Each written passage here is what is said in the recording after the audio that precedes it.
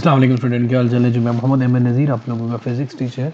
हम लोगों ने इससे पहले 1 से 16 तक P2 के क्वेश्चन सारे सॉल्व कर लिए। हमारा फेब मार्च का पेपर है P2 2016। इसके P2 के क्वेश्चंस की बात करें, क्वेश्चन नंबर 17 की बात करते हैं। To mark a temperature scale on a thermometer, standard temperature known as fixed points are needed.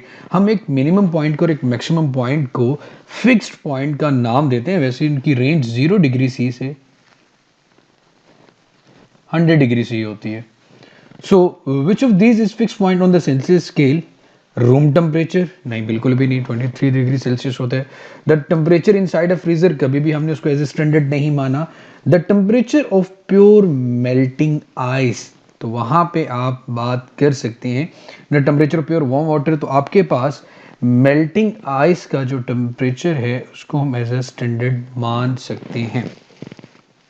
Hopefully यहां तक ये पॉइंट क्लियर हो गया। सेकेंड, हीट से रेलिवेंट क्वेश्चन है, आसानी होते हैं। In an experiment a liquid is heated at constant rate, the temperature of the liquid increases and eventually becomes constant। T की वैल्यू आपके पास constant आ गई। which statement about the experiment is correct? Boiling occurs at all temperature but only on the liquid surface, नहीं, बिल्कुल नहीं सही है ये। Boiling अगर through the liquid but only at constant temperature, boiling की बात की जा रही है, लेकिन हाँ वेपर्स की फॉर्म में नहीं गया, तो आपके पास beta is the best option. Evaporation occurs through the liquid at all temperature, ऐसा तो नहीं होता। वेपरेशन भी खास टेम्परेचर पे जाके होती है, जब आप टेम्परेचर इंक्रीज करते जाओगे। And वेपरेशन occurs only at constant temperature and only on the liquid surface, नहीं, ये भी बिल्कुल नहीं होगा। अब question number 19, one end of a copper rod is heated, which is one method by the thermal energy is transferred in the copper rod। अब कौन सा मेथड है जो हीट ट्रांसफर होती है जब हम किसी सॉलिड को हीट अप करते हो? तो हीट का एक फिनोमेना ये, तो हीट ने हमेशा ट्रांसफर होना होता है from hot part to the cold part of the body, from hot part to the cold part of the body. अगर आप उसको यहां से हीट अप करना शुरू करेंगे तो वो अपने नेबरिंग मॉलिक्यूल्स को एनर्जी ट्रांसफर करेगा। अब नेबरिंग फ्री इलेक्ट्रॉन्स एक्चुअली होते हैं जिनको एनर्जी ट्रांसफर की जाती है। सो ऑप्शन में हमने देखना है free electron transfer from the cooler end to the hotter end, नहीं, free electrons energy transfer from the hotter end to.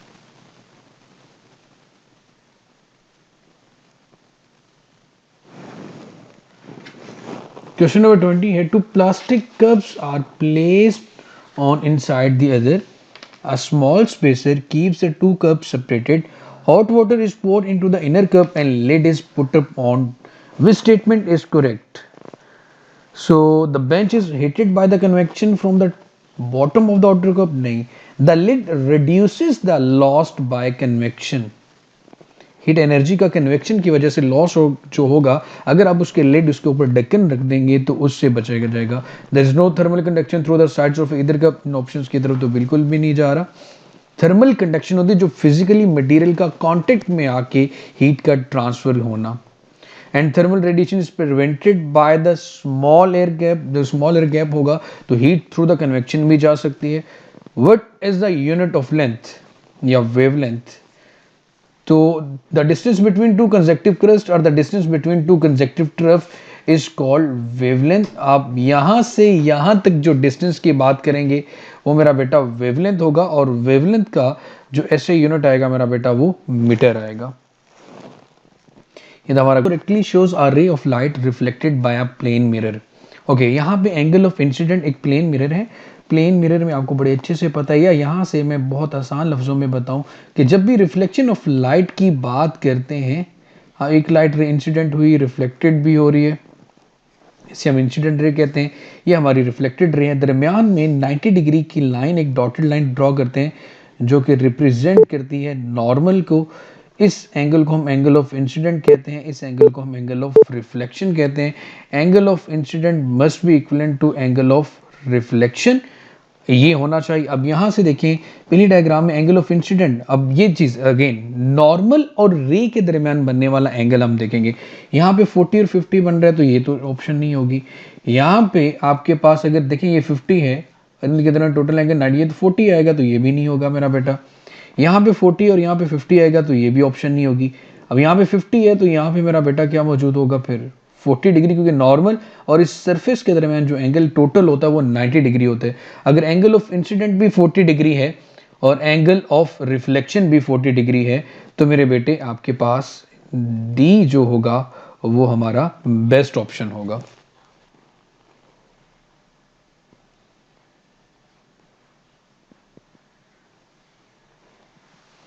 Question number 23. Diagram shows a converging lens is used as a magnifying glass.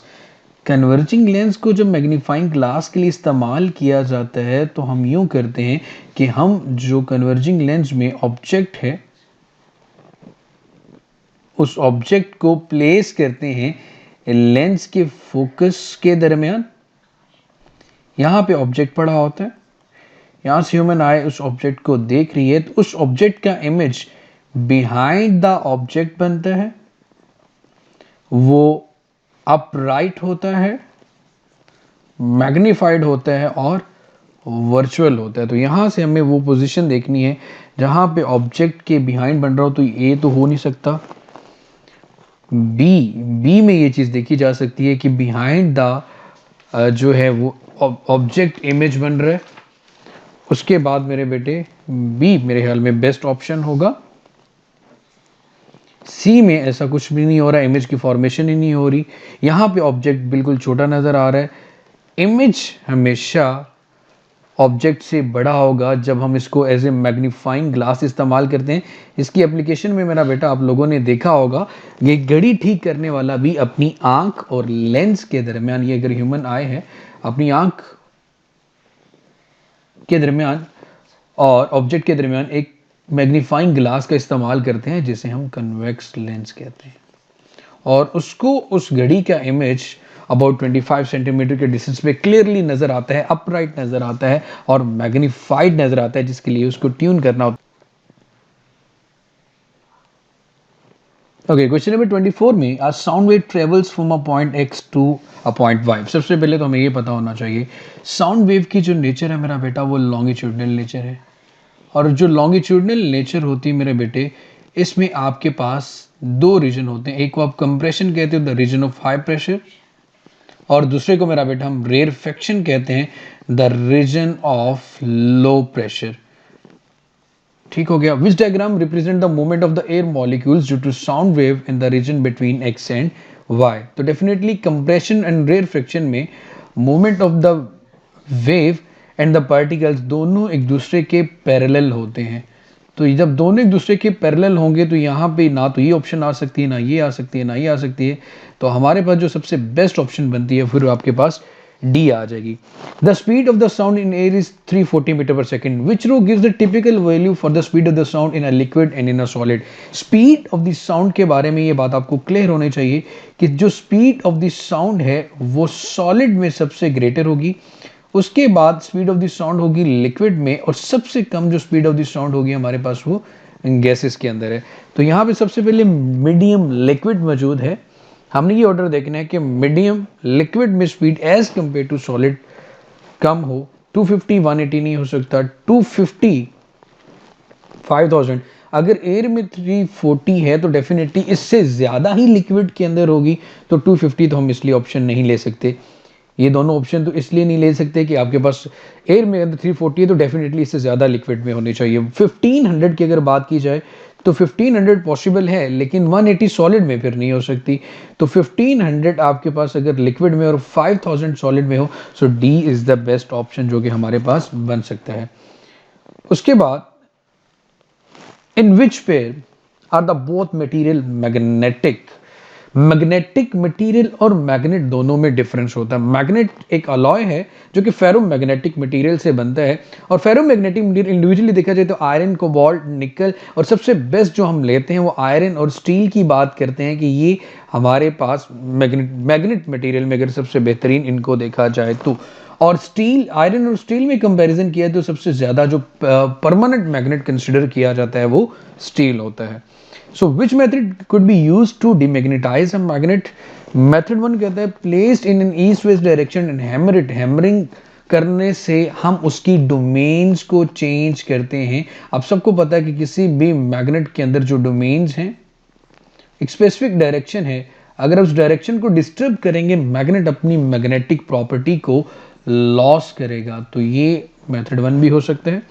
Method 2 में मेरा बेटा है put in inverse direction and heat it, heating भी आ गया, तो ये भी demagnetise का मेथड है। ऑल्टरनेटिंग करंट में रखना एक्सेप्ट डायरेक्ट करंट, तो उसको मैग्नेटाइज डीमैग्नेटाइज करना है। तो ये मेरा बेटा पहले 3 मेथड, डायरेक्ट करंट से कोई फर्क नहीं पड़ेगा, तो मेथड 1 2 3 तीनों ही ऑप्शंस आते हैं। तो उसके लिहाज से जो हमारा सबसे बेस्ट ऑप्शन बनता है वो ए है।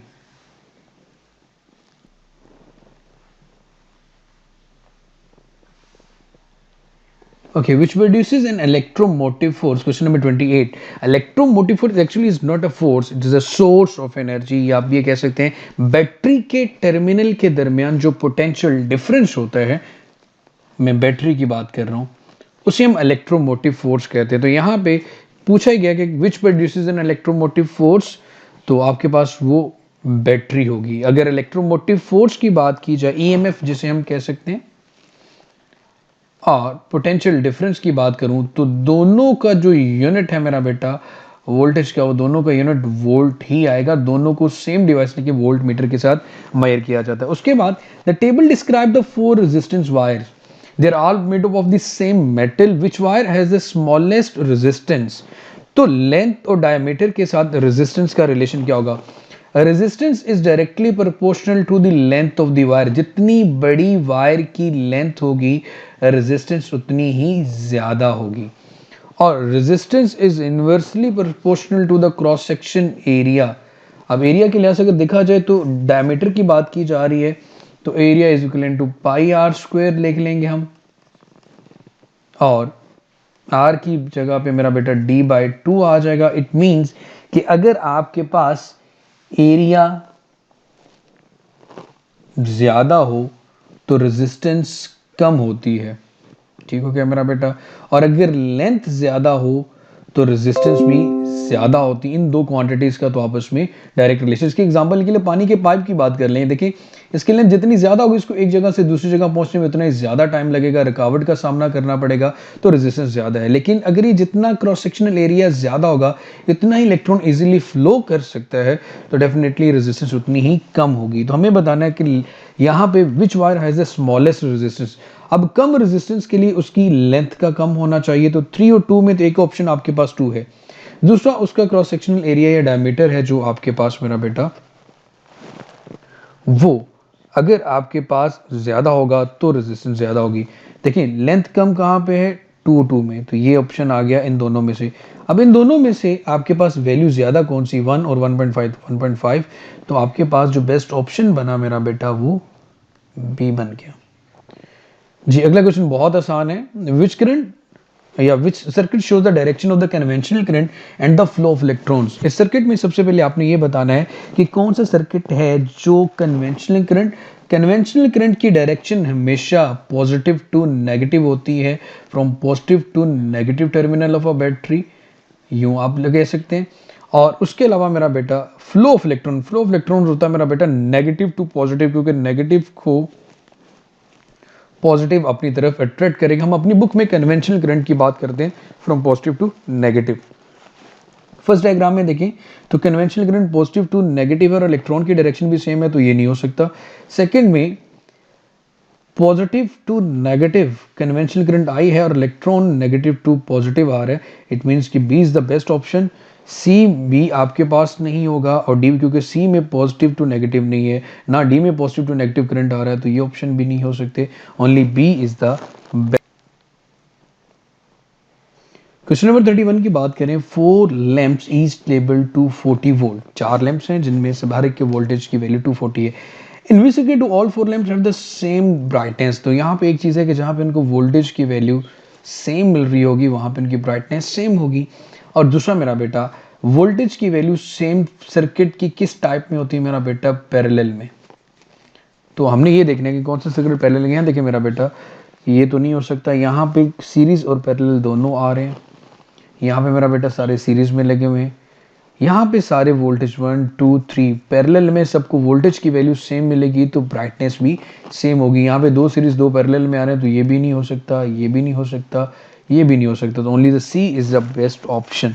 यहाँ पे सबको जो वोल्टेज है वो सेम मिल रहा है। उसके बाद a battery charger plugs into a 230 voltage AC supply. The charger is used to charge 6 volts DC battery.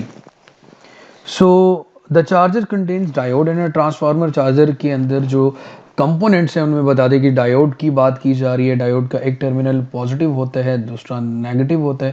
ये बात हम लोग पढ़ चुके हैं मेरा बेटा, इसको पॉजिटिव और इसको हम नेगेटिव कहते हैं, P और N, which is the purpose of the component. देखो जो डायोड है इसको हम यूज़ करते हैं रेक्टिफिकेशन में।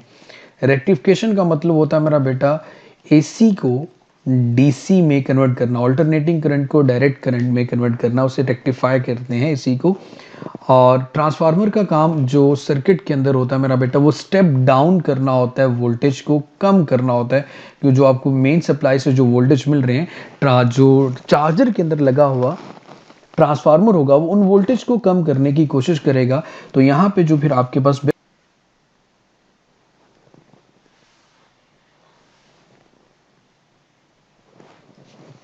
क्वेश्चन नंबर 33 में आपको ये एक बैटरी है और यहाँ पे ये दो रेजिस्टेंस हैं R1 और R2।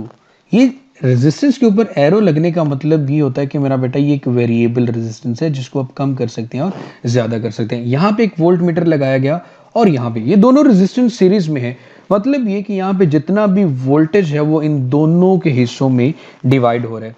सपोज अगर R1 और R2 दोनों की वैल्यू सेम होगी तो यहाँ पे अगर मैं टोटल वोल्टेज दे रहा हूँ तो मैं कहूँगा कि R1 के अक्रॉस भी 5 वोल्टेज आ रहे हैं और R2 के अक्रॉस भी 5 वोल्टेज आ रहे हैं। रेजिस्टेंस जितनी ज़्यादा होगी उतनी ही ज़्यादा वोल्टेज वहाँ पे ड्रॉप होंगे। The resistance of the variable resistance is decreased. बहुत आसान लफ्जों में मैं इसको एक्सप्लेन कर देता हूँ। अगर इसकी वैल्यू को कम कर दिया जाए तो डेफिनेटली मेरा बेटा फिर क्या होगा, आपने वैल्यू ऑफ द रेजिस्टेंस को डिक्रीज कर दिया, volt meter the resistance variable इसको आपने कम किया तो इसकी रेजिस्टेंस फिर ज्यादा है, तो यहां पे फिर वोल्टेज क्या होंगे, P पे ज्यादा होंगे और Q पे फिर जो वोल्टेज की वैल्यू आएगी मेरा बेटा वो कम आएगी। Again which row shows happens to the reading on each voltmeter. अगर रुकावट यहां पे ज्यादा होगी, अकॉर्डिंग टू ओम्स लॉ भी देख ले मेरा बेटा, तो जितना ज्यादा रेजिस्टेंस होगा वहां पे फ्लो के लिए ज्यादा वोल्टेज रिक्वायर्ड होंगे, जितनी कम रेजिस्टेंस होगी यहाँ पे वोल्टेज की वैल्यू भी क्या होगी मेरा बेटा, ज्यादा। अब अगेन मैं कॉन्सेप्ट बता देता हूं कि अगर यहाँ पे रेजिस्टेंस कम है तो यहाँ पे मेरा बेटा जो वोल्टेज की वैल्यू है वो आपके पास क्या आएगी, कम आएगी, वोल्टेज लेगा, यहाँ पे वोल्टेज की वैल्यू कम आएगी। और यहाँ पे अगर बड़ा बल्ब लगा दिया जाए तो यहाँ पे फिर वोल्टेज का जो ड्रॉप है वो ज़्यादा होगा, मतलब इसके हिस्से में ज़्यादा वोल्टेज आएंगे और जिसकी वैल्यू रेजिस्टेंस की कम होगी उसके हिस्से में कम वोल्टेज आएगी। कम रुकावट के लिए कम वोल्टेज रिक्वायर्ड होंगे और ज़्यादा रुकावट के लिए ज़्यादा वोल्टेज रिक्वायर्ड होंगे। So reading on P decrease कर जाएगी और रीडिंग ऑन Q इंक्रीज कर जाएगी। After some building work in a house, a bare uninsulated live wire is left from a wall. What is the greatest hazard? A fire. जब दो wires आपस में एक दूसरे के करीब आएंगे तो फ्यूज का ब्लो होना या फिर आग लगने के चांसेस हो सकते हैं, लेकिन जब बेर वायर होगी तो डेफिनेटली उससे इलेक्ट्रिक शॉक की जो सबसे ज़्यादा है वो चाहे आपको झटका लग सकता है बिजली का, अगर तार आपके सामने बिल्कुल पड़ी हो। और अनइंसुलेटेड का मतलब बेर वायर है, उसके ऊपर किसी किस्म की इंसुलेशन नहीं है जिससे आप डायरेक्टली हाथ लगाने से बच जाएं। इनटू यूनिफॉर्म मैग्नेटिक फील्ड, ये जो क्रॉस लगा होता है ये रिप्रेजेंट करता है इनटू पेज मैग्नेटिक फील्ड को। The arrow shows in initial direction of motion of the electron, the direction of the magnetic field into the plane of the page. अब इलेक्ट्रॉन एंटेड हो रहा है perpendicular to the magnetic field. अब देखिए भाई इसके लिए आप लेफ्ट हैंड फ्लेमिंग रूल इस्तेमाल करते हैं जब आपके पास पॉजिटिव पार्टिकल हो, उसी राइट हैंड यूज करेंगे वही सेम डायरेक्शन से जब आपके पास नेगेटिव पार्टिकल। फिलहाल आपके पास नेगेटिव पार्टिकल है, आपकी जो फर्स्ट फिंगर है वो इनटू द पेज आएगी और जो सेकंड फिंगर है वो मोशन ऑफ इलेक्ट्रॉन की तरफ होगी। सेकंड फिंगर, तीनों फिंगर्स अगर आपने लेफ्ट अपने राइट हैंड की आप म्यूचुअली परपेंडिकुलर करेंगे, फर्स्ट फिंगर और जो मिडिल फिंगर जिसे हम कहते हैं, उन दोनों को म्यूचुअली परपेंडिकुलर, और थंब को बिल्कुल सीधा रखें। इनटू द पेज अपनी जो फर्स्ट फिंगर है उसको लेके जाएं, जो आपकी सेकंड फिंगर है मेरा बेटा वो मोशन ऑफ इलेक्ट्रॉन को रिप्रेजेंट करे, इलेक्ट्रॉन की डायरेक्शन में लेके जाएं। मतलब उंगली जो आपकी पहली उंगली है फर्स्ट फिंगर वो पेज के अंदर की तरफ जा रही है, मिडिल फिंगर आपके बिल्कुल इलेक्ट्रॉन की डायरेक्शन में जा रही है। तो आपको नजर आएगा कि जब आप इस तरह से करेंगे इनटू द पेज तो आपका जो अंगूठा है वो डिफ्लेक्ट होगा डाउनवर्ड डायरेक्शन में, क्योंकि थंब फिर डिफ्लेक्शन को रिप्रेजेंट करेगा। और इलेक्ट्रॉन के लिए अगर नेगेटिव है तो फिर प्रोटॉन के लिए अपवर्ड डायरेक्शन में आएगा। अब मैं आसान असूल के लिए हम आप राइट हैंड पाम रूल भी यूज कर सकते हैं। अगर आप इसमें ये करते हैं मेरा बेटा, right hand palm rule proton के लिए होगा। आप अपनी उंगलियों को, अपनी राइट हैंड की उंगलियों को चारों को इनटू द पेज लेके जाएं, अंगूठा अपना रखें थंब इलेक्ट्रॉन की मोशन की डायरेक्शन में। तो आपकी जो पाम है, मतलब इलेक्ट्रॉन का मतलब यहाँ पे प्रोटॉन होता, तो पाम है वो रिप्रेजेंट करेगी डिफ्लेक्शन को। तो डिफ्लेक्शन हो रही है अपवर्ड डायरेक्शन में पॉजिटिव के लिए, तो इलेक्ट्रॉन के लिए फिर क्या आ जाएगा डाउनवर्ड डायरेक्शन में। तो आपने सिर्फ ये कन्वेंशन ही याद रखनी है कि इलेक्ट्रॉन है तो बॉटम की तरफ जाएगा और प्रोटॉन है वो अपवर्ड डायरेक्शन में डिफ्लेक्ट होगा। और इलेक्ट्रिक फील्ड में या मैग्नेटिक फील्ड में आपके पास इलेक्ट्रॉन या प्रोटॉन दोनों में जो भी पार्टिकल एंटर होगा डिफ्लेक्शन होगी। हाँ, न्यूक्लियर फिजिक्स में आप ये बात ज़रूर पढ़ते हैं कि हमारे पास जो प्रोटॉन है उसका मास डेफिनेटली ज़्यादा होता है तो उसकी डिफ्लेक्शन कम होती है, और इलेक्ट्रॉन की डिफ्लेक्शन ज़्यादा होती है क्योंकि उसका मास उसके मुकाबले में कम होता है। और as coil passes through the position, जैसे कि पोजीशन शो की गई कि आपके पास एक तरफ परमानेंट मैग्नेट मौजूद है, north pole of the magnet and south pole of the magnet. तो आपने करना यूं है, आपने ये बताया गया जी कि as the coil passes through this position the output maximum voltage आपके पास 10 आ रहे हैं। मैं अगर वोल्टेज की बात करूं तो मैक्सिमम पॉजिटिव 10 आ रहे हैं। कितने एंगल पे? जब इनके दरमियान एंगल फिलहाल 0 डिग्री है, ये पैरेलल है। तो आपको पता है कि ऑल्टरनेटिंग करंट में आपकी वैल्यू 0, जो ये कॉइल है अगर इस पोजीशन पे 0 पे है तो वर्टिकल हो जाएगी 90 डिग्री, फिर दूसरी तरफ जाएगी तो 180, फिर आपके पास दोबारा फिर वर्टिकल होने पे 270, और फिर ये आ जाएगी 360 पे। अगर मैं कहूँ तो ये अपना एक साइकिल इस तरह से कंप्लीट करेगी। 0 डिग्री पे अभी मौजूद है, उसके बाद जब ये वर्टिकल होगी कॉइल इस पोजीशन में तब इसका एंगल मैग्नेटिक फील्ड के साथ 90 डिग्री होगा। फिर दोबारा हॉरिजेंटल, क्योंकि कॉइल कॉन्टिन्यूसली रोटेट करेगी तो यहाँ पे आ जाएगा 180, फिर मेरा बेटा आपके पास आएगा 270। ओके, तो हम यही बात कर रहे थे, आपके पास 0 डिग्री पे यहाँ पे मौजूद है और वैल्यू दे रही पॉजिटिव 10 की, तो डेफिनेटली अगेन 180 पे अगेन इसकी वही पोजीशन होगी, लेकिन डायरेक्शन इन्वर्स हो जाएगी। अगर ये मैक्सिमम पॉजिटिव 10 दे रही है ऑल्टरनेटिंग करंट पे 0 डिग्री पे, तो इसका मैक्सिमम नेगेटिव होगा -10, जो अगर आपके पास अगेन इसी पोजीशन पे आएगा, और अगेन वही पोजीशन किस एंगल पे आएगी मेरा बेटा? 180 डिग्री पे। Question number 37. The scattering of alpha particle by a thin metal foil support the nuclear model of an atom. Rutherford ने अल्फा पार्टिकल का इस्तेमाल क्यों किया? Why are alpha particles rather than the neutron? Neutrons क्यों नहीं use किए? Because they always travel more slowly? No. They are heavier? No. They are larger in diameter? No. They have a positive charge. इसलिए इस्तेमाल किया क्योंकि nucleus में भी positive charge और उसकी डिफ्लेक्शन से जो अजम्पशंस और एक्सपेरिमेंट ड्रॉ किए गए, कुछ फैक्ट्स के बारे में बात की गई। उसके बाद ही न्यूक्लियो रेडियो एक्टिव सब्सटेंस है आपके पास, उसमें अल्फा डिके हो रहा है पहले। अगर अल्फा डिके होगा 84 है टू 18 है तो डेफिनेटली हीलियम बनने हैं, तो नए एलिमेंट में से उसके मास नंबर में से 4 गया और एटॉमिक नंबर में से 2, तो यहाँ बन जाएगा 82 और यहाँ पे आ जाएगा 214। उसके बाद आपके पास after both decays by beta decay भी हो रहा है, तो अगर बीटा डिके हो रहा है 214 है, ये 82 है, तो नए एलिमेंट में 214 की जगह तो कुछ नहीं रहेगा, यहाँ पे थर्ड एक बढ़ेगा तो 83 और यहाँ पे आ जाएगा इलेक्ट्रॉन, तो 214 और 83, न्यूक्लियन नंबर 214 आ गया और प्रोटॉन नंबर आपके पास 83 आ गया। A scientist carries out an experiment